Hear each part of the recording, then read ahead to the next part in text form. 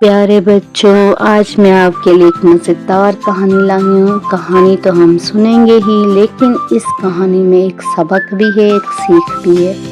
तो ये कहानी गौर से सुनिएगा और समझिएगा।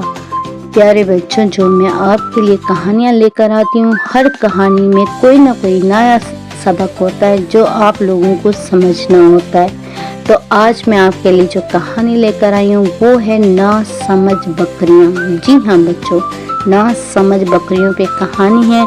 तो कहानी कुछ इस तरह की है कि एक गांव के पास नहर बहती थी, बहुत ही प्यारी नहर, और उस पर एक प्यारा सा पुल बना हुआ था जो लकड़ी का था प्यारे बच्चों।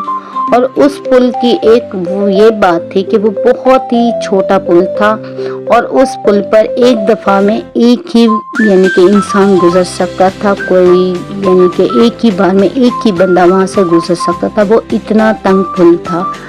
तो प्यारे बच्चों, बात कुछ ऐसी है कि एक दिन की बात है कि एक बकरी पुल पर से दूसरी तरफ जा रही थी। तो दूसरी तरफ से एक बकरी और आ गई। तो पहली बकरी ने उससे पूछा कि तुम कहाँ जा रही हो? तो उसने जवाब दिया, मैं नहर के पार जा रही हूँ। तो उसने पहली बकरी से पूछा कि आप कहाँ जा रही हो? तो उसने जवाब दिया, मैं अपने गांव जा रही हूँ। तो पहली बकरी ने कहा, पहले मैं पार करूंगी। यानी कि एक पहली बकरी उससे कह रही है कि मैं आई थी, तो इसलिए पहले पुल पर को मैं ही पार करूंगी।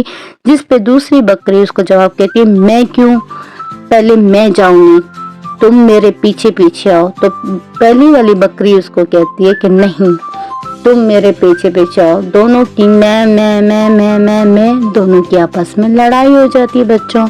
इस लड़ाई में दोनों की हाथापाई में दोनों गिर जाती हैं उस नहर में।